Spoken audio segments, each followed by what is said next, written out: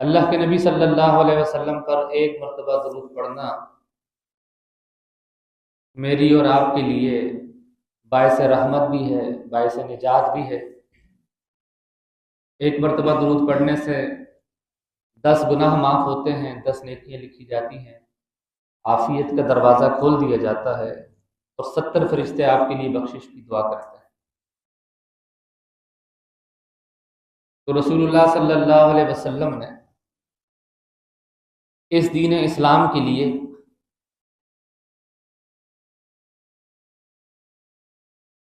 بہت تکلیفیں اٹھائیں۔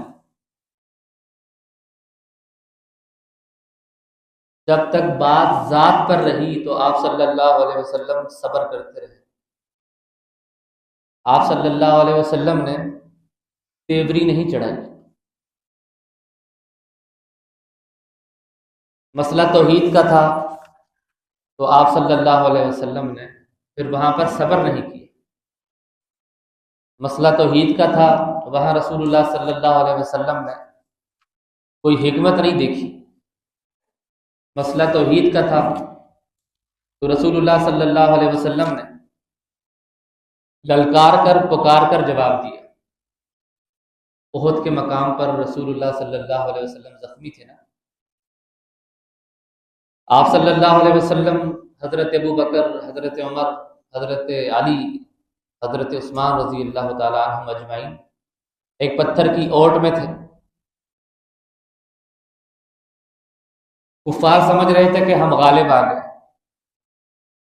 ایک کافر نے وہاں سے پکار کر کہا، حل فیکم محمد، کیا تم میں محمد زندہ ہے؟ نبی علیہ السلام نے کہا چپ رہو، کوئی جواب نہ دے۔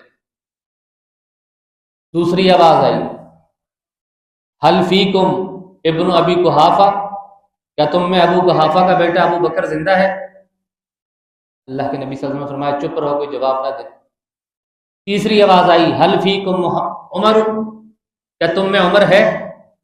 نبی علیہ السلام کہتے ہیں چپ رہو، کوئی جواب مت دے۔ پھر اس نے للکارا، کہتا ہے آل حبل۔ اللہ کے نبی فرماتے ہیں عمر اٹھو، کھڑے ہو جا، اب اسے جواب دو، اسے کہو اللہ اعلی واجل۔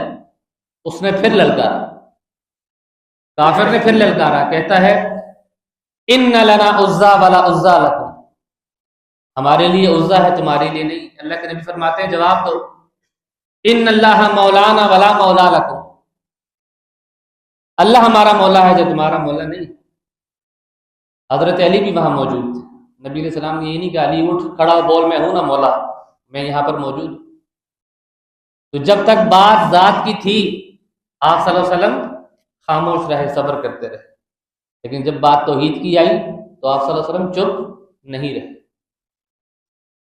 آج ہم 12 مہینوں میں چند ایام اپنی مرضی سے سلیکٹ کر لیتے ہیں، اپنی مرضی کا دین لیتے ہیں، اور یہ اپنی مرضی کا دین ہمیں اجاڑ رہا ہے۔ ہمارے بچوں کے بیگ میں، بستوں میں 14 15 کتابیں، جن میں سے صرف ایک اسلامیات کی، باقی جو نصاب ہے کن کا لکھا ہوا؟ ان کا جن کو آپ ملحد کہتے ہیں، جن کو آپ دہریہ کہتے ہیں، جن کو آپ ایتھسٹ کہتے ہیں، جن کا اللہ پر کوئی ایمان نہیں۔ ہمارے ملک میں آ کر ان کی کتابیں چھپتی ہیں اور ہم خود وہ کتابیں خریدتے ہیں اور بھاری بھاری فیسیں ادا کر کے اپنے بچوں کو اسکولوں میں ہم یہ کتابیں دے کر بھیجتے ہیں، اور ہمارے بچوں کو سیرت نہیں پڑھانے دی جا رہی، ہمارے بچوں کو سیرت نہیں پڑھانے دی جا رہی۔ بچہ جب جغرافیہ پڑھتا ہے، حیاتیات پڑھتا ہے، بایولوجی پڑھتا ہے، تو پہلا سوال کیا ہوتا ہے؟ کائنات کیسے بنی؟ جواب کیا آتا ہے؟ بس آٹومیٹک ایک دھماکہ ہو گیا تھا اور کائنات وجود میں آ گئی۔ بگ بینگ کی تھیوری لے کر ملحد بن کر گھر آ جاتا ہے۔ یہ نظریہ لے کر گھر آ جاتا ہے کہ بس اس کائنات کا خالق کوئی نہیں، مالک کوئی نہیں، پروردگار کوئی نہیں، بس پوری کی پوری دنیا بس ایک دھماکہ ہوا اور خود بن گئی۔ غیروں نے تو یوں کہا، لیکن اپنوں سے بھی کچھ غلطیاں ہوئی۔ آپ نے سنا ہوگا خطبوں میں، لا جسم لہو ولا جسیم لہو ولا جہت لہو ولا مکان لہو، کہ اللہ کا نہ وجود ہے، نہ اس کی کوئی جہت ہے، نہ اس کا کوئی مکان ہے۔ اپنوں نے ترجمے کیے، اللہ دیکھتا ہے لیکن آنکھ نہیں، سنتا ہے کان نہیں، پکڑتا ہے لیکن اس کے ہاتھ نہیں۔ اپنوں نے ترجمے کیے۔ غیروں نے تو بالکل ہی اللہ کے وجود کا انکار کر دیا، اپنوں نے مان کر بھی انکار کر دیا۔ مجھے بڑی خوشی ہوئی، کچھ دن پہلے ابھی میں ایک رجوع سن رہا تھا الیاس گمن صاحب کا۔ انہوں نے رجوع کیا، انہوں نے کہا کہ پہلے میرا یہ عقیدہ تھا، میں کہتا تھا کہ اللہ تعالیٰ وجود کے اعتبار سے ہر جگہ پر موجود ہے، میں اپنے اس عقیدے سے رجوع کرتا ہوں۔ اللہ اپنی ذات کے اعتبار سے ہر جگہ پر نہیں ہے، بلکہ اپنے عرش پر مستوی ہے۔ یہ انہوں نے رجوع کیا، یوٹیوب پر موجود ہے، آپ دیکھ سکتے ہیں۔ بڑی خوشی ہوئی۔ ہونا بھی یوں ہی چاہیے، اہل علم کا یہ شیوا ہونا چاہیے، در ما دلیل ہے سدار، کہ جہاں دلیل آ جائے وہاں گھوم جائے۔ جیسے صحابہ کرام نے جنوب کی طرف منہ کر دیا تھا، شمال کی طرف نماز پڑھتے تھے، شمال کی طرف چہرہ کر کے بیت المقدس قبلہ تھا، اللہ کے نبی نے اپنا چہرہ بیت اللہ کی طرف کیا، صحابہ کرام بھی گھوم گئے۔ اسے کہتے ہیں دلیل کے ساتھ گھوم جانا، دلیل کو اپنا امام بنائے، دلیل کی اتباع کریں۔ کچھ سالوں پہلے آپ نے ٹی وی پر دیکھا، عالم آن لائن پر علماء کی بحث ہوئی اللہ کے وجود کو لے کر کے، اللہ کہاں ہے۔ فلسفیوں نے اپنے اپنے فلسفے اور عقل پیش کر کے قرآن کی آیات کا رد کیا، اور اکیلا مسلک اہل الحدیث وہاں بھی کہہ رہا تھا کہ الف لام میم ذالک الکتاب لا ریب فیہ، اس قرآن میں، اس کتاب میں کوئی شک نہیں، اس کتاب میں دیا گیا ایک ایک نظریہ، ایک ایک عقیدہ شک سے پاک ہے۔ الرحمن علی العرش استویٰ، رحمان اپنے عرش پر مستوی ہے۔ عقل استعمال کرنے والوں نے، فلسفہ پیش کرنے والوں نے کہا بھائی ایسا کیسے ہو سکتا ہے؟ کہتا ہے یہ ٹیبل ہے اور یہ اس کے اوپر ٹیشو کا ڈبہ پڑا ہوا ہے، یہ ٹیشو کا ڈبہ ہے، یہ اس کے اوپر موبائل رکھ کر مثال دے رہا ہے۔ کہتا ہے اگر اللہ عرش پر ہے تو پھر اکبر نہ ہوا، اور اگر اللہ عرش پر ہے تو پھر عرش بڑا ہوا۔ عقل استعمال کر رہا ہے، محدود عقل، اس محدود عقل میں لامحدود کو لا کر قیاس کر رہا ہے، اور اس بے وقوف نے عقل بھی صحیح طریقے سے استعمال نہیں کی۔ جہاں آپ دنیا میں جا کر دیکھیں، نیچے چھوٹا سا پلر ہے اور اوپر ڈبل سڑک جا رہی ہے کہ نہیں جا رہی؟ اگر عقل ہی استعمال کرنی، ایک پلر پر بڑے بڑے ہوٹل بنائے گئے ہیں، نیچے ایک صرف ستون ہے اور اوپر بڑے بڑے ہوٹل بنے ہوئے ہیں، اس ہوٹل میں کمرے سب کچھ موجود، تو عقل تو ٹھیک سے استعمال کرتا، لیکن لیس کمثلہ شیء، اللہ کی کوئی مثال نہیں، اس کی تو مثال بھی اعلیٰ ہے۔ ہم اللہ کا وجود مانتے ہیں، اللہ نے فرمایا ہے کہ میری آنکھ ہے، ہم مانتے ہیں اللہ کی آنکھ۔ اللہ نے اپنے ہاتھوں کا ذکر کیا ہے، ہم مانتے ہیں اللہ کا ہاتھ ہے۔ اللہ نے اپنی پنڈلی کا ذکر کیا ہے، ہم مانتے ہیں اللہ کی پنڈلی ہے۔ اللہ نے اپنی خوبصورتی کا ذکر کیا ہے، ہم مانتے ہیں کہ اللہ خوبصورت ہے۔ آنکھ کیسی ہے، ہاتھ کیسا ہے، چہرہ کیسا ہے، کما یلیق بجلالہ و اکرامہ، کما یلیق بشانہ، جیسا اس کی شان کے لائق۔ ہم اللہ کی صفات کا نہ انکار کریں گے، نہ تعویل کریں گے، نہ تعطیل کریں گے، اور نہ ہی تردید کریں گے اور نہ ہی تشبیہ دیں گے. ہم اسی طرح مانیں گے جس طرح اللہ نے اور اس کے رسول صلی اللہ علیہ وسلم نے بتایا. یہ فلسفہ پڑھ کر رد کرنے والے اپنی عقل استعمال کرتے ہیں اور اللہ کی صفات کا انکار کرتے ہیں. اللہ کی آنکھ کا ذکر آتا ہے تو کہتے ہیں ایسی آنکھیں اللہ کی. بھائی تشبیہ کیوں دے رہے ہیں؟ کما یلیق بشانہ کما یلیق بجلالہ و اکرامہ، جیسی اس کی شان کے لائق ہے. آپ انکار کیوں کرتے؟ تو میرے بھائیو یقین کر لیں آپ کے رب کا وجود ہے، آپ کے رب کا وجود ہے. سب سے پہلا یقین تو آپ یہ کر لیں. اللہ نے نہ دنیا میں ہم سے مسلک کا سوال کیا ہے، نہ ہی قبر میں ہونا ہے، نہ ہی حشر میں ہونا ہے. نہ نشر میں مسلک، نہ حشر میں مسلک، نہ قبر میں مسلک. سوال کیا ہونا ہے؟ ما دینک، ما دینک. کیا کسی سنی نے وہابی نے یہ کہا ہے کہ وہاں پر جواب یہ دینا انا سنی ہوں، انا وہابی ہوں، میں دیوبندی ہوں، میں شیعہ ہوں، میں چشتی سہروردی نقش بندی ہوں؟ جواب کیا دے گا مومن؟ دینی الاسلام. تو اپنے دل و دماغ سے ہی شک نکالیں، مسلکوں کی جنگ کو چھوڑیں اور یقین کریں آدم علیہ السلام سے لے کر رسول اللہ صلی اللہ علیہ وسلم تک ایک ہی کلمہ پڑھایا گیا، لا الہ الا اللہ. لوگو اللہ ایک ہے، یکتا ہے، وحدہ لا شریک ہے، اس کا وجود ہے. یہ کائنات خود نہیں بن گئی، اس کائنات کا مالک اللہ ہے. پہلے تو آپ یہ یقین کر لیں کہ اللہ کا وجود ہے، یقین کی سب سے پہلی بات. دوسرا یہ کہ اللہ ہر جگہ نہیں بلکہ اپنے عرش پر مستوی ہے. یقین نہیں آتا پھر اس لونڈی کا قصہ دیکھ لیں. صحابی نے لونڈی کو تھپڑ مارا ہے، نبی علیہ السلام کے پاس آیا ہے اور آ کر فرمایا اللہ کے نبی یہ میری بکریاں چرانے گئی تھی، جنگل میں جا کر سو گئی، بھیڑیا آیا میری بکری اچک کر لے گیا، میں نے غصے میں اس کو تھپڑ ماری، لیکن میں نے سوچا اگر کوئی مرد ہوتا تو بھیڑیا تو اس سے بھی لے جا سکتا تھا. اللہ کے نبی فرماتے ہیں کوئی بات نہیں، اسے بلاؤ، اگر وہ مومنہ ہے تو اسے آزاد کر دے. نبی علیہ السلام نے اسے بلا کر کیا پوچھا؟ عین اللہ. اس بچی سے کیا پوچھا؟ عین اللہ، اللہ کہاں ہے؟ یہ کہتے ہیں نا ولا جہت لہ، اللہ کی جہت ہی کوئی نہیں. اگر جہت نہ ہو تو سوال ہی نہیں بنتا کہ اللہ کہاں ہے. سوال بنتا ہے؟ کہاں کا سوال تو بنتا ہی تھا کہ اللہ کی جہت ہے. وہ 7 آسمانوں پار اپنے عرش پر مستوی ہے، یہ اللہ کی جہت ہے. اللہ کے نبی نے سوال پوچھا عین اللہ، اس نے جواب میں کیا کہا تھا؟ ہوں.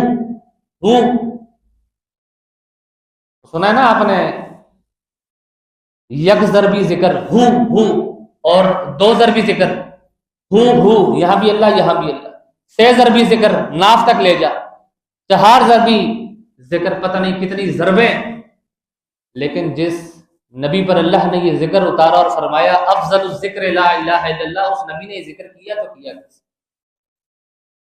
اللہ کے نبی نے پوچھا عین اللہ، اللہ کہاں ہے؟ بچی نے جواب دیا قالت ہوا فی السماء، اس نے اشارہ کر کے کہا وہ تو آسمانوں میں. اللہ کے نبی فرماتے ہیں مجھے جانتی ہے میں کون ہوں؟ اس نے جواب میں یہ تو نہیں کہا کہ اللہ کے نبی آپ تو نور ہی نور ہیں، آپ تو نور ہی نور ہیں. کہتی آپ اللہ کے رسول ہیں. تو رسول اللہ صلی اللہ علیہ وسلم نے اس کے جواب سن کر فرمایا یہ مومنہ، یہ مومنہ ہے، اسے آزاد کر دو. تو پہلا یقین یہ کریں کہ آپ کے رب کا وجود ہے. آپ کا رب ہر جگہ نہیں بلکہ اپنے عرش پر مستوی ہے، اور یہ اس کا کمال ہے کہ عرش پر رہتے ہوئے، عرش پر مستوی ہوتے ہوئے ہر جگہ پر اس کی نظر ہے، ہر جگہ کو وہ سنتا ہے، دیکھتا ہے. پورے قرآن میں اللہ کے لیے لفظ حاضر استعمال نہیں، جو کہتے ہیں نا حاضر و ناظر ہے اللہ، یہ بھی استعمال نہیں. لفظ حاضر میں تواضع ہے، تواضع، اور تواضع اللہ کے لیے نہیں ہے. الکبریاء اور ردائی، اللہ فرماتا ہے تکبر میری چادر ہے. اللہ کے لیے تکبر ہے، تواضع نہیں ہے. آپ کبھی عدالت جائیں، آواز لگانے والا کبھی بھی نہیں کہے گا جج صاحب حاضر ہوں، کبھی نہیں کہے گا. ملزم اور مجرم کے لیے کہے گا کہ فلاں شخص حاضر ہے. تو اس حاضر ہونے کے لفظ میں تواضع ہے. اللہ کے لیے تواضع نہیں ہے، اس کے لیے تکبر ہے. تو مومنو اس بات پر یقین کر لو کہ اللہ ہے، اللہ کا وجود ہے، اللہ کے اعضاء جو اللہ نے بتائے ہیں وہ ہیں، کیسے ہیں؟ جیسے اس کی شان کے لائق ہیں۔ ہم نے اس کی نہ تشبیہ کرنی ہے، نہ تمثیل بیان کرنی ہے، نہ تعطیل کرنی ہے، اور نہ ہی تردید کرنی ہے۔ اس میں پڑھنا ہی نہیں ہے۔ اللہ کے وجود پر سوال کرنا ہی بدعت ہے۔ جتنا بتا دیا گیا بس اتنا ماننا ہے، پہلی بات۔ دوسری بات اور دوسرا یقین کہ اللہ سے بڑھ کر کسی کی ذات نہیں، اللہ سے بڑھ کر کسی کی ذات نہیں، یہ آپ یقین کریں۔ قوم نوح نے کیا کہا؟ قوم نوح نے 5 مل کر ایک الہ بنتا ہے، ود، سوا، یغوث، یعوق، نصر۔ انہوں نے کہا یہ 5 مل کر ایک الہ بنتا ہے۔ نوح علیہ السلام نے 950 سال تک تبلیغ کی، سمجھاتے رہے اللہ کے بندو لا الہ الا اللہ، اللہ اکیلا ہے، یکتا ہے، 5 کا مجموعہ نہیں، 5 تن پاک کا مجموعہ نہیں، یہ 5 تن پاک کا اولڈ ورژن ہے۔ نوح علیہ السلام کی قوم نے بھی یہ 5 تن پاک بنائے ہوئے تھے۔ اس کے بعد پھر عیسائی آئے، کیا کہا؟ لقد کفر الذین قالوا ان اللہ ثالث الثلاث۔ عیسائی آئے، انہوں نے کہا عیسیٰ جمع مریم جمع روح القدس 3 مل کر ایک الہ بنتا ہے۔ اس کے بعد یہودی ہے، وقالت الیہود عزیر ابن اللہ، یہودی نے کہا کہ عزیر اللہ کا بیٹا ہے، اللہ کا جز۔ انہوں نے جز بنایا، یہودیوں نے جز بنایا اللہ کا، کس کو؟ عزیر کو علیہ السلام۔ عیسائیوں نے جز بنایا حضرت عیسیٰ علیہ السلام، ود، سوا، یغوث، یعوق، نصر کو۔ مسلمانوں تم کس کو اللہ کا جز بنا رہے؟ قل هو اللہ احد کہنے والوں، قل هو اللہ احد کہنے والوں، تم کس کو اللہ کا جز بنا رہے؟ تم تو کہتے ہو نور من نور اللہ، اللہ کے نبی کے بارے میں نور من نور اللہ، اللہ کے نور کا جز، اللہ کے نور کا حصہ بنا دیتے۔ اگر بات صرف مخلوق تک کی ہوتی تو ہم مان بھی لیتے، کیونکہ اللہ کی مخلوق میں نوری فرشتے موجود ہیں، اللہ کی مخلوق میں نوری فرشتے موجود ہیں، لیکن یہاں بات مخلوق کی نہیں ہے، یہ کہتے ہیں نور من نور اللہ، اللہ کے نور کا جز بناتے ہیں، حصہ بناتے ہیں۔ تو یہ ہے شرک۔ جب اللہ کے نبی صلی اللہ علیہ وسلم نے قرآن کریم کے اندر یہ آیت ہمیں بتا دی، قل انما انا بشر مثلکم، کہہ دیجئے میں تمہاری طرح کا ایک بشر ہوں۔ تمہارا قاری جب یہ تلاوت کرے قل انما انا بشر مثلکم تو کہو زبردست، تراویح میں پڑھے تو با کمال۔ کبھی کسی نے پیچھے سے لقمہ دیا، بھائی کیا کہہ رہے ہیں؟ قل انما انا نور، یہ کہو کہ میں تمہاری طرح کا نہیں بلکہ ایک نور۔ کسی نے لقمہ دیا آج تک؟ یہ 2 رنگی چھوڑ دے، 2 رنگی چھوڑ دے، یک رنگ ہو جا، سراسر موم ہو جا یا سنگ ہو جا۔ ایک مفتی صاحب سے میں نے پوچھا، میرے پاس علاج کروانے آئے، چینی کے مفتی صاحب تھے، مقلدین۔ میں نے کہا مفتی صاحب ایک مسئلہ پوچھنا ہے، کیا میت کو بوسہ دیا جا سکتا ہے؟ کہتے ڈاکٹر صاحب آپ کو پتہ نہیں ہے مسئلہ؟ میں نے کہا نہیں پتا، آپ بتا دینا، دلیل بھی دے دیں۔ کہتا ہاں دیا جا سکتا ہے۔ میں نے کہا دلیل کیا ہے اس کی؟ کہتا ہے صدیق اکبر نے رسول اللہ صلی اللہ علیہ وسلم کی میت کو بوسہ نہیں دیا۔ میں نے کہا اللہ کے نبی فوت ہو گئے؟ کہتے ہیں نہیں فوت نہیں ہوئے۔ یہ 2 رنگی نہیں ہے۔ دلیل پوچھ رہا ہوں، میت کو بوسہ دینے کی دلیل کیا ہے؟ دلیل دیتا ہے صدیق اکبر نے نبی کی میت کو بوسہ دیا۔ پھر جب پوچھو کہ اللہ کے نبی فوت ہو گئے، کہتے ہیں نہیں فوت نہیں۔ یہ 2 رنگی ہے، تو یہ 2 رنگی چھوڑ کر یک رنگ ہو جائے۔ آپ کو پتہ ہے جب ہم قرآن کریم کی آیات پیش کرتے ہیں تو یہ کیا کہتے ہیں کہ یہ بتوں والی آیتیں بزرگوں پر پڑھتے ہیں، بتوں والی آیتیں۔ بت کس چیز کو کہتے ہیں؟ بت کسی گارے کا نام ہے، کسی اینٹ کا نام ہے، پتھر کا نام ہے، سیمنٹ کا نام ہے، کسی لکڑی کا، حجر کا، شجر کا، ٹالی کا نام ہے، کسی گھوڑے یا گدھے کا نام ہے۔ بت کس چیز کو کہتے ہیں؟ بدھ کے پیچھے ایک سائیکی ہے، ایک نظریہ ہے، ہر بدھ کے پیچھے ایک بزرگ ہوتا ہے۔ لائیے دنیا میں کسی ایک بدھ کا نام جس کے پیچھے بزرگ نہ ہو۔ ود ایک چودھری تھا، قوم نوح میں ایک وڈیرا تھا، سبا، یغوز، یعوق، نصر، یہ 5 اپنی قوم کے بڑے بزرگ تھے۔ جب وہ مر گئے ان کے مجسمے بنا لیے گئے، بیت اللہ میں لا کر رکھے گئے، بیت اللہ میں عراق سے لائے گئے اور بیت اللہ میں ان کے مجسمے سجائے گئے۔ لائیے یہ لات کون تھا، منات کون تھا، حبل کون تھا، عزا کون تھا، نائلہ کون تھا؟ یہ سارے اپنی اپنی قوموں کے بزرگ لوگ تھے۔ جب یہ دنیا سے چلے گئے ان کے مجسمے بنا کر بیت اللہ میں سجا دیے، 360 بت رکھے ہوئے۔ تو اگر اس بت کے پیچھے بزرگی نہ ہو تو کیا آپ سمجھتے ہیں کہ یہ بت ہے؟ یہ تو ان کو بھی پتا ہے، ہم نے اپنے ہاتھ سے بنایا ہے، پتھر سے بنایا ہے۔ جو تصویر لگی ہوئی ہے یہ تو ہم نے خود بنائی ہے، انہیں بھی پتا ہے اصل میں اس کے پیچھے بزرگی ہوتی ہے، اس کے پیچھے بزرگی ہوتی ہے جس کی وجہ سے یہ عقیدہ شرکیہ بن جاتا ہے۔ ان تجعل للہ ندا وہو خلق، اللہ کو چھوڑ کر اوروں کو پکارتے ہو جس رب نے تمہیں پیدا کیا ہے، جو تمہارا خالق ہے۔ تو دوسری بات پر یقین کر لیں کہ اللہ سے بڑھ کر کوئی نہیں۔ یقین نہ آئے تو اعلیٰ حضرت کا ترجمہ پڑھ لیں، کنز الایمان سے جا کر دیکھ لیں، 17 مقامات پر انہوں نے مردہ اور موت کا ترجمہ کیا ہے۔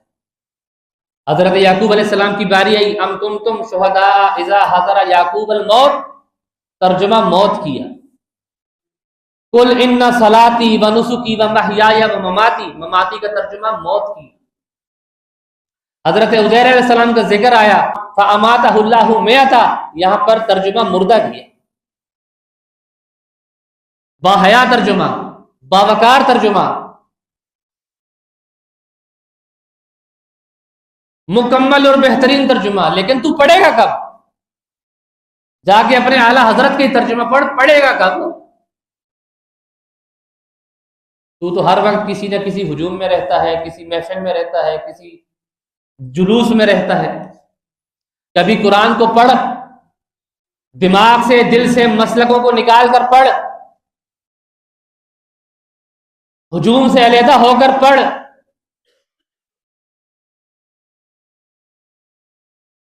وہ تنہا مل جائیں تو انہیں منانا نہیں مشکل، مشکل تو یہ ہے کہ وہ تنہا نہیں ملتے۔ جب دیکھو کسی نہ کسی مجلس میں یہ مصروف رہتا ہے۔ کبھی پیٹ کی فکر کو چھوڑ کر آخرت کی فکر کو سامنے رکھ کر پڑھ، کنز الایمان ہی پڑھ لے، اعلیٰ حضرت کا ترجمہ ہی پڑھ لے۔ 17 مقامات پر موت اور مرنا ترجمہ کیا۔ اہل الحدیث اگر یہ لفظ کہیں انبیاء کے لیے، لفظ موت کا استعمال کریں تو تم کہتے ہو گستاخ، اعلیٰ حضرت ترجمہ کریں تو پھر کوئی بات نہیں۔ تیری زلف میں پہنچی تو حسن کہلائی، وہ تیرگی جو میرے نامہ سیاہ میں تھی۔ ہم لفظ موت کہیں تو ہم گستاخ ہو جاتے ہیں۔ تو میرے بھائی ذرا توجہ سے وہی پڑھ لے جو تیرے امام نے لکھا ہے، اور پھر ہمیں گالیاں دیتے ہیں۔ دلیل لائیں اور بات منوا لیں، دلیل نہیں ہے تو پھر چاہے جتنا مرضی دلیل کرتے رہیں، جو مرضی ہمیں کہتے رہیں ہم برداشت کر لیں۔ اور تیسرا یقین یہ کر لیں کہ جس نبی کا کلمہ پڑھا ہے اس نبی کی ذات کے ساتھ ساتھ اس کی بات سے بھی محبت کریں۔ بڑا ہو گیا، نبی نبی نبی نبی یا نبی نبی یا نبی نبی یا سیدی یا مرشدی، غلامی رسول میں موت بھی قبول ہے، یہ بہت ہو گیا۔ نام نبی کا، غلام سبھی کا۔ آجا اب مرحبا مرحبا ہو گیا، آمد آمد ہو گئی، اب اللہ کے نبی کوئی دے کچھ دے تو لے گا، محبت کر کے دکھائے گا۔ اللہ فرماتا ہے وما آتاکم الرسول فخذوہ، میرا نبی جو تمہیں دے وہ لے لو۔ اللہ کے نبی نے جو دیا ہے وہ لے گا۔ یہ مقلد اذان سے پہلے درود پر پڑھ بیٹھا، دلیل نہیں ہے اس کے پاس، بس اتنی دلیل ہے کہ حرج کیا ہے۔ رسول اللہ صلی اللہ علیہ وسلم کے 3 مؤذن، حضرت بلال، حضرت ابو محذورہ، حضرت عبداللہ ابن ام مکتوم رضی اللہ عنہم اجمعین، کبھی اذان سے پہلے درود نہیں پڑھا۔ کیوں؟ کہ اللہ کے نبی کا حکم ہے، اذا سمعتم النداء فقولوا مثل ما يقول المؤذن، جب مؤذن اذان دے تو جیسے مؤذن کہے تم ویسے کہو۔ جہاں فرق لانا تھا فرق لا کر بتایا، فرمایا جب حی علی الصلاۃ حی علی الفلاح کہے تو وہاں کہنا لا حول ولا قوت الا باللہ، ثم صلوا علیہ، پھر مجھ پر درود پڑھنا، ثم صلوا اللہ للوسیلہ، میرے لیے وسیلہ کی دعا کرنا، اللہم رب هذه الدعوۃ التامہ والصلاۃ القائمہ آت محمد الوسیلۃ والفضیلہ، میرے لیے وسیلہ کی دعا کرنا۔ وسیلہ ایک مقام ہے جنت میں، میرے لیے اس مقام کی دعا کرنا اور پھر مجھ پر درود پڑھنا۔ جس نے ایسا کیا قیامت کے دن میں اس کی شفاعت کروں گا۔ دنیا زور لگاتی رہے گی، ہماری زبان سے اذان سے پہلے کبھی درود آپ نے نہیں سنا۔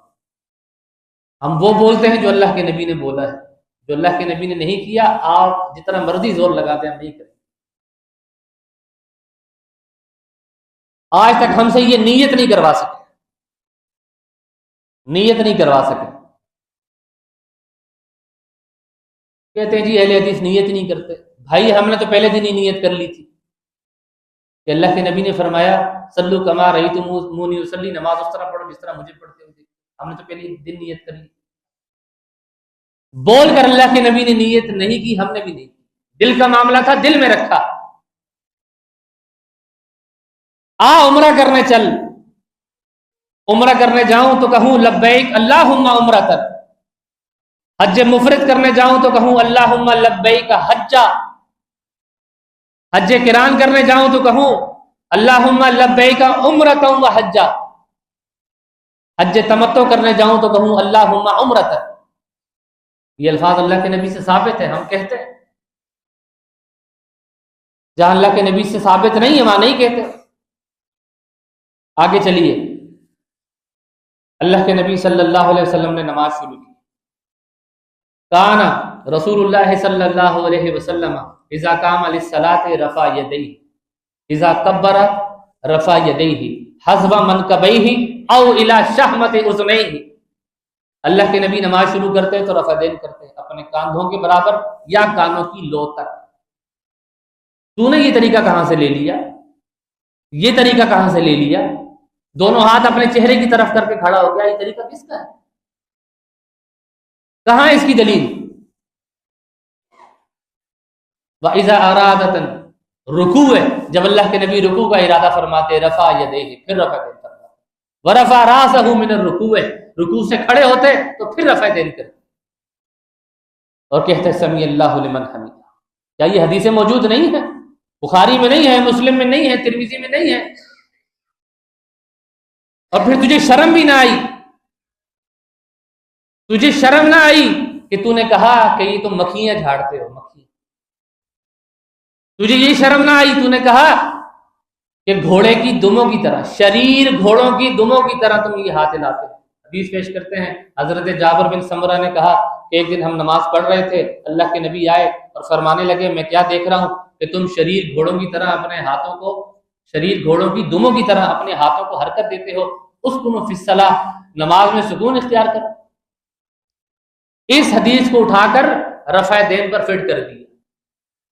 محدثین اس حدیث کو اتحیات کے باب میں لائے، تشہد کے باب میں لائے، سلام کے باب میں لائے، اور انہوں نے اس حدیث کو اٹھا کر کہاں فٹ کیا؟ رفع دین۔ تجھے شرم نہ آئی معصوم عن الخطا ہستی سے، ان کی زندگی سے تو یہ بات ثابت کر رہا ہے کہ اللہ کے نبی صلی اللہ علیہ وسلم نے یہ شریر عمل کیا ہے۔ اللہ اپنے نبی سے یہ شریر عمل ہونے ہی نہیں دیتا، کوئی بھی کسی بھی طرح کا۔ پھر تو کہتا ہے نہیں پہلے اللہ کے نبی نے بھی رفع دین کیا بعد میں چھوڑ دیا، مطلب تو یہ ثابت کرنا چاہ رہا ہے کہ اللہ کے نبی پہلے شریر حرکت کرتے تھے، شریر عمل کرتے تھے۔ شرارت کو اللہ کے نبی کی طرف منسوب کرتا ہے، شرم نہ ہے۔ اور آگے چلیے، فاتحہ کی باری آئی تو کہا جس نے فاتحہ پڑھی اس کے منہ میں آگ. کہتے جی ہم تو قرآن والے ہیں، ہم تو قرآن والے ہیں، تم حدیث کرتے رہو، ہم قرآن والے ہیں. میں نے کہا بھائی کیسے قرآن والے؟ وہ ایک صاحب مجھے کہتے ہیں قرآن میں اللہ نے نہیں فرمایا آپ نے سورہ الاعراف کی آیت نمبر 204 نہیں پڑھی؟ میں نے کہا کیا فرمایا؟ کہتا اللہ نے قرآن میں منع کیا فاتحہ نہیں پڑھنی امام کے پیچھے. میں نے کہا قرآن میں کہا کون سی آیت ہے؟ کہتا سورہ الاعراف کی آیت نمبر 204. میں پڑھنے لگا ہوں وَإِذَا قُرِئَ الْقُرْآنُ فَاسْتَمِعُوا لَهُ. اللہ فرماتا ہے جب قرآن پڑھا جائے تو اسے سنو. وَأَنصِتُوا اور چپ رہو لَعَلَّكُمْ تُرْحَمُونَ تاکہ تم پر رحم کیا جا سکے. میں نے کہا اس میں سورہ فاتحہ کہاں ہے؟ کہتا ہے نا یہ قرآن پڑھنے سے اللہ نے منع کیا ہے نا. میں نے کہا دنیا میں کوئی ایک اہل حدیث ایسا نہیں ہے کہ وہ امام جب قرآن پڑھے تو وہ اس کے پیچھے قرآن پڑھے. کہتا فاتحہ نہیں پڑھتے آپ لوگ؟ میں نے کہا ام القرآن پڑھتے ہیں، قرآن تھوڑی پڑھتے ہیں، ہم ام القرآن پڑھتے ہیں.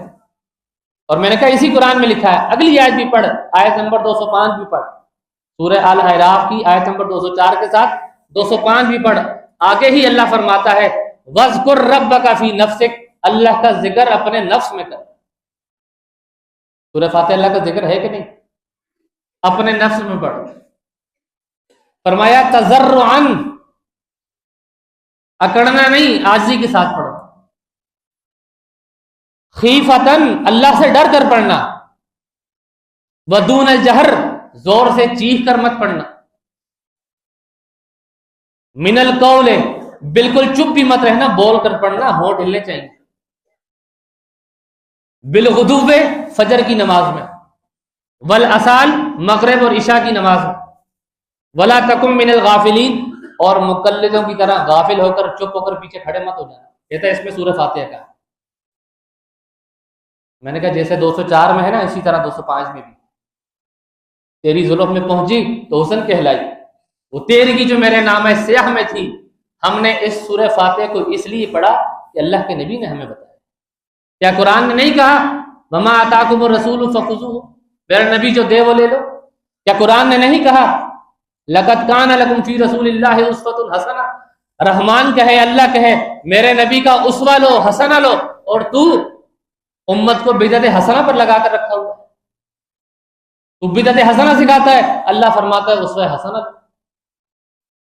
یا رسول اللہ صلی اللہ علیہ وسلم کی حدیث نہیں ہے لا صلاۃ لمن لم یقرأ بفاتحۃ الکتاب، کہ کوئی نماز نہیں اس روئے زمین پر، لا نفی جنس، کوئی نماز نہیں اس روئے زمین پر، نہ کسی بچے کی، نہ کسی بڑے کی، بزرگ کی، عورت کی، امام کی، مقتدی کی، کوئی نماز نہیں. لمن لم یقرأ، یہ لمن تو مان یا نہ مان، لیکن یہ من جو ہے یہ عموم کا ہے. کوئی نماز نہیں ہوتی اگر اس میں سورہ فاتحہ نہ پڑھی. آپ دیکھیں غور کریں قرآن کے کتنے پارے ہیں؟ 30 پارے ہیں. آخری پارے کا نام کیا ہے؟ عما. شروع کیسے ہو رہا ہے؟ عما یتساءلون. پہلا لفظ پارے کا ٹائٹل ہے، اس پارے کا نام بھی وہی ہے. پیچھے آ جائیں 29واں پارہ تبارک الذی. شروع کیسے ہو رہا ہے؟ تبارک الذی. اس سے پیچھے آ جائیں 28واں پارہ قد سمع اللہ. شروع کہاں سے ہو رہا ہے؟ قد سمع اللہ. اس سے پیچھے آ جائیں 27واں پارہ قال فما خطبکم. شروع کہاں سے ہو رہا ہے؟ تو پہلا لفظ جو ہے وہ ٹائٹل ہے. اب مختصراً تیسرے پارے پر آ جائیں تلک الرسل. شروع کہاں سے ہو رہا ہے؟ تلک الرسل. دوسرا پارہ سیقول. شروع کہاں سے ہو رہا ہے؟ سیقول. پہلا پارہ الف لام میم. شروع کہاں سے ہو رہا ہے؟ الف لام میم ذالک الکتاب لا ریب فیہ. تو فاتحہ تو سب سے الگ ہو گئی نا، ان 30 پاروں سے الگ ہوگی. سمجھنے کی بات ہے اللہ نے فاتحہ کو 30 پاروں میں نہیں رکھا کیونکہ یہ ام القرآن ہے. خود اللہ نے فرمایا وَلَقَدْ آتَيْنَاكَ سَبْعًا مِّنَ الْمَثَانِي وَالْقُرْآنِ الْعَظِيمِ. اے نبی صلی اللہ علیہ وسلم ہم نے آپ پر 7 ایسی آیات اتاری ہیں جو بار بار دہرائی جاتی ہیں، اور قرآن عظیم اتارا ہے. اللہ نے فرمایا اور قرآن عظیم اتارا ہے. تو سورہ فاتحہ کو قرآن نے بھی 30 پاروں سے الگ بیان کیا. اور اللہ کے نبی صلی اللہ علیہ وسلم کی حدیث بھی سن لیں.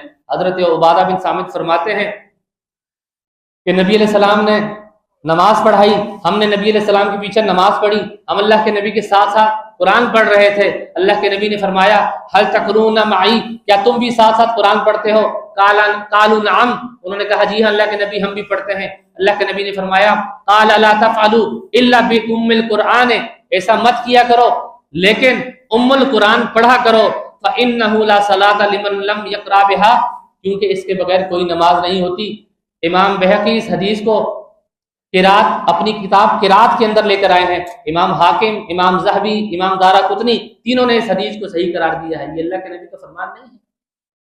ہم اس لیے امام کے پیچھے سورہ فاتحہ پڑھتے ہیں۔ کوئی بھی اہل حدیث امام کے پیچھے جب وہ قرآن پڑھ رہا قرآن نہیں پڑھتا بلکہ ام القرآن پڑھتا ہے۔ آگے آ جائیے، اب اللہ کے نبی صلی اللہ علیہ وسلم نے جس چیز سے روکا ہے اس سے رکنا چاہیے کہ نہیں؟ اللہ کے نبی صلی اللہ علیہ وسلم خطبہ ارشاد فرما رہے تھے، حضرت عبداللہ ابن مسعود مسجد میں تشریف لا رہے تھے، عبداللہ ابن مسعود کے کانوں میں نبی علیہ السلام کی یہ آواز گئی اجلسو، بیٹھ جاؤ۔ عبداللہ ابن مسعود مسجد کے دروازے پر ہی بیٹھ گئے، باہر والا قدم باہر، اندر والا قدم اندر، نہ اندر والا باہر کیا نہ باہر والا اندر کی، وہیں بیٹھ گئے۔ اللہ کے نبی فرماتے ہیں عبداللہ تم کیوں وہاں بیٹھ گئے ہو؟ کہا اللہ کے نبی کان میں آپ کی آواز پہنچی تھی اجلسو، بیٹھ جاؤ، بس میں بیٹھ گیا۔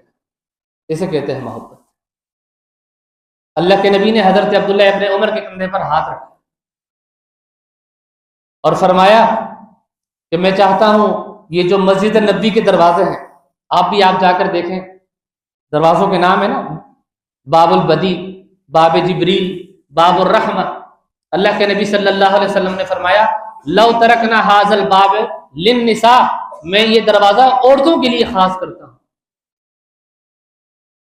حضرت نافع فرماتے ہیں، تابعی ہیں، کہ میرے استاد عبداللہ ابن عمر رضی اللہ تعالیٰ عنہ نے مرتے دم تک اس دروازے سے پھر قدم نہیں رکھا کہ اللہ کے نبی نے عورتوں کے لیے خاص کیا۔ اور تم نے کیوں روکا عورتوں کو مسجدوں میں جانے سے؟ اللہ کے نبی صلی اللہ علیہ وسلم نے فرمایا لا تمنعوا اماء اللہ مساجد اللہ، بخاری کے اندر حدیث موجود نہیں ہے کہ اللہ کے بندو اللہ کی بندیوں کو مسجدوں میں جانے سے نہ روکو۔ حضرت ابن عمر کے بیٹے بلال کی شادی ہو گئی، بیوی نے مسجد میں جانے کی اجازت مانگی، شوہر نے اجازت نہیں دی، بیٹی اپنے سسر کے پاس عبداللہ ابن عمر کے پاس آئی، آ کر کہنے لگی آپ کا بیٹا مجھے مسجد نہیں جانے دے رہا۔ ابن عمر نے اپنے بیٹے بلال کو بلایا اور پوچھا کیا یہ ٹھیک کہہ رہی ہے تم مسجد میں جانے سے منع کر رہے ہو؟ انہوں نے کہا جی ہاں میں مسجد میں منع کر دی ہے، اجازت نہیں دی۔ کہا کیوں؟ کہا بس میری بیوی میں نہیں جانے دے رہا۔ ابن عمر فرماتے ہیں میں تمہیں حدیث سناتا ہوں لا تمنعوا اماء اللہ مساجد اللہ، کہ اللہ کے نبی نے فرمایا کہ اللہ کی بندیوں کو مسجدوں میں جانے سے نہ روکو، اور تم پھر روکتے ہو، تم اپنی اکڑ دکھاتے ہو، اپنی انا دکھاتے ہو۔ مسند احمد میں حدیث پوری موجود ہے، حدیث نمبر 4933 سے جا کر دیکھیں۔ پھر عبداللہ ابن عمر نے مرتے دم تک اپنے اس بیٹے سے بات نہیں کی کہ میں تجھے اللہ کے نبی کی حدیث سناتا ہوں اور تو مجھے ضد، اکڑ اور انا دکھاتا ہے۔ جائیے اس روئے زمین پر دیکھیے اللہ کے نبی صلی اللہ علیہ وسلم کے حکم کو کس نے؟ ہم عید الفطر میں، عید الاضحیٰ میں اپنی بیٹیوں کو لے کر نکلے، اپنی بہنوں کو لے کر نکلے، اپنی ماں کو لے کر نکلے، اپنی بیویوں کو لے کر نکلے۔ اللہ کے نبی صلی اللہ علیہ وسلم نے حکم دیا کہ عورتوں کو بھی عیدگاہ لے کر جاؤ۔ اعتراض آیا، اللہ کے نبی چادر نہیں ہے، برقع نہیں ہے، فرمایا ایک چادر میں دو عورتیں ہو کر جاؤ لیکن لازمی جاؤ۔ پھر اعتراض آیا، اللہ کے نبی حیض کے ایام ہیں، فرمایا پھر بھی جاؤ، پھر بھی جاؤ، حیض کی حالت میں بھی جاؤ، مصلی سے الگ ہو کر بیٹھ جانا، پہلے نماز ہوگی، پھر اس کے بعد خطبہ ہوگا، پھر مسلمانوں کی دعا میں تم بھی شریک ہو جانا۔ جائیے اس روئے زمین پر جا کر دیکھیے کہ اس بات پر، اس حدیث پر کون عمل کرتا ہے۔ تم نے تو مساجد میں خواتین کے لیے جگہ ہی نہیں بنائی، اور پھر ہمیں کہتے ہو کہ انہیں اللہ کے نبی سے محبت نہیں، انہیں اہل بیت سے محبت نہیں۔ بنتے ہو وفادار تو وفا کر کے دکھاؤ، کہنے کی وفا اور ہے، کرنے کی وفا اور۔ محبت اصل ہم نے کی ہے، کہتے ہیں تم تو ہو ہی 2%، تم ہو کتنے؟ اللہ کے نبی نے فرمایا استعو، نماز شروع کرنے سے پہلے اللہ کے نبی نے حکم دیا ہے نا استعو صفے سیدھی کر لو، واعتدلو اعتدال کے ساتھ کھڑے ہو جاؤ۔ اور اللہ کے نبی صلی اللہ علیہ وسلم نے فرمایا فَإِنَّ تَسْوِيَةَ الصُّفُوفِ مِنْ اقامت الصلاۃ، کہ صف کا سیدھا کرنا یہ نماز کی درستگی ہے۔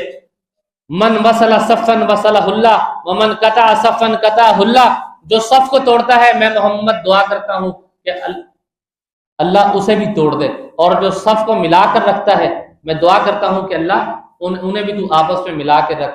ہمیں تو چھوڑیں، یہ آپس میں مل کر نہیں کھڑے ہوتے، ایک دوسرے سے ہی 1 فٹ کے فاصلے پر کھڑے ہوتے۔ تو اللہ کے نبی کی بات کو کس نے مانا؟ بس نبی نبی یا نبی نبی یا سیدی مرشدی مرحبا مرحبا، تو جشن منائے، عید منائے اور خود کو محبوب نبی کا عاشق کہے، اور ہم نبی کی ہر بات مان کر بھی نبی کے گستاخ۔ آئیے اس چیز سے رک کر دیکھیے جس سے اللہ کے نبی نے روکا ہے، اور وہ چیز اپنا کر دیکھیے جو اللہ کے نبی صلی اللہ علیہ وسلم نے دی ہے، پھر دیکھیں آپ کی زندگی میں برکتیں ہی برکتیں ہوں گی۔ آخری بات کرتا ہوں انشاءاللہ، اس کے بعد بات ختم کرتا ہوں، وقت ہو گیا ہے۔ آپ جائیں تجربہ کریں، کل کائنات کے اندر جتنی بھی مساجد ہیں اہل الحدیث کی مسجد میں جائیں، پریشان انسان مسئلہ لے کر جائے کہ میں نے غصے میں اپنی بیوی کو طلاق دے دی، 3 طلاقیں اکٹھی دے دی، کیا ہمارے علماء کرام، کیا ہمارے پیش امام، کیا ان میں جوانی نہیں ہے؟ کیا ان کی جوانی مستانی نہیں ہے؟ کیا کسی نے آج تک یہ کہا کہ حلالہ کروا دو میرے ساتھ؟ چلے جائیں دنیا کی کسی بھی اہل حدیث مسجد میں، آپ کو اس مسئلے کا حل ملے گا۔ لیکن ان کے پاس حلالہ سینٹر بھی بنے ہوئے، ان کے پاس پیشکش موجود ہوتی کہ تمہیں اگر کوئی نہیں ملتا، مولوی صاحب کہتے ہیں چپ کر کے میں مجھ سے ہی نکاح کروا دو، میں ہی حلالہ کرنے کے لیے تیار ہوں۔ کہ اللہ کے نبی صلی اللہ علیہ وسلم نے نہیں فرمایا تھا لعن اللہ المحلل والمحلل لہ، حلالہ کرنے والے پر بھی لعنت ہو اللہ کی اور کروانے والے پر بھی لعنت ہو اللہ۔ بتائیں کون روکا اس سے؟ جا کر تحقیق تو کریں۔ پوری دنیا میں جتنے بھی مسالک ہیں، جتنے بھی فرقے ہیں، جا کر تحقیق کریں اور دیکھیں کہ صرف نبی کا نام لینے والے کون ہیں اور نبی کی بات سے محبت کرنے والے کون ہیں۔ نبی نے جہاں سے روکا ہے وہاں سے رکنے والے کون ہیں، اور جو کرنے کو کہا ہے وہ کرنے والے کون ہیں۔ وما آتاکم الرسول فخذوہ وما نہاکم عنہ فانتہوا، اللہ نے قرآن میں فرمایا ہے کہ میرا نبی جو تمہیں دے وہ لے لو، جس چیز سے روکے اس سے رک جاؤ۔ ہم با وفا تھے اس لیے نظروں سے گر گئے، شاید تجھے تلاش کسی بے وفا کی ہے۔ اقول قولی ھذا استغفر اللہ لی